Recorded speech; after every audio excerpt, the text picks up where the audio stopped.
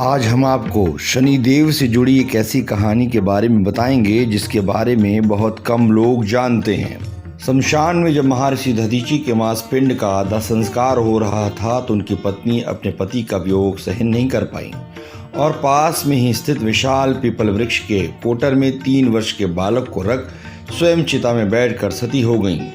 इस प्रकार महर्षि दधीच और उनकी पत्नी का बलिदान हो गया, किंतु पीपल के कोटर में रखा बालक भूख प्यास से तड़प तड़प कर चिल्लाने लगा। जब कोई वस्तु नहीं मिली तो कोटर में गिरे पीपल के गोंदों को खाकर बड़ा होने लगा। कालांतर में पीपल के पत्तों और फलों को खाकर बालक का जीवन यंग किन प्रकार सुरक्षित रहा। एक दिन देवर्षि नारद वहां से गुजरे। नारद ने पीपल के कोटर में बालक को देखकर उसका परिचय पूछा। नारद कहते हैं कि बालक तुम कौन हो? बालक कहता है ये तो मैं भी नहीं जानता। फिर नारद जी पूछते हैं कौन है तुम्हारे जनक? बालक कहता है ये तो मैं नहीं जानता।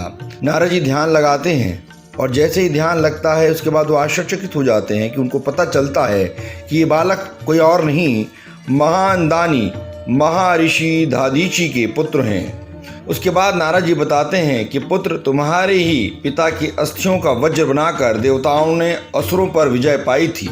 नारद ने बताया कि तुम्हारे पिता दधीचि की मृत्यु 31 वर्ष की आयु में हो गई थी।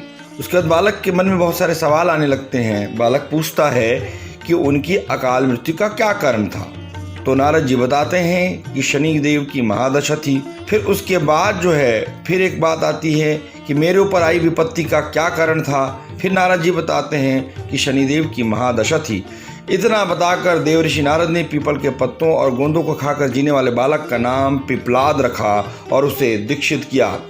नारद जी के जाने के बाद बालक पिपलाद ने नारद को बताए अनुसार ब्रह्मा जी की घोर तपस्या कर उन्हें प्रसन्न किया। ब्रह्मा जी ने जब बालक पिपलाद से वर मांगने को कहा तो पिपलाद ने अपने दृष्टि मात्र से किसी भी वस्तु को जलाने की शक्ति मांगी।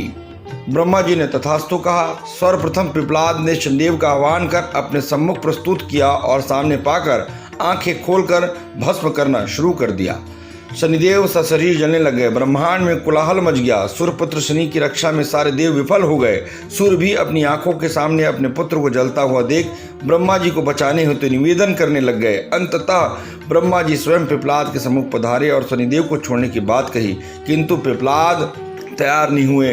ब्रह्मा जी ने एक के बदले 2 और वर मांगने की बात कही। तब पिपलाद ने खुश होकर 2 वर मांगे। पहला कि जन्म से 5 वर्ष तक किसी भी बालक की कुंडली में शनि का स्थान नहीं होगा जिससे कोई और बालक मेरे जैसा अनाथ न हो। दूसरा वर था मुझे अनाथ को शरण पीपल वृक्ष ने दी, अतः जो भी व्यक्ति सूर्योदय के पूर्व पीपल वृक्ष पर जल चढ़ाएगा उस पर शनि की महादशा का असर नहीं होगा।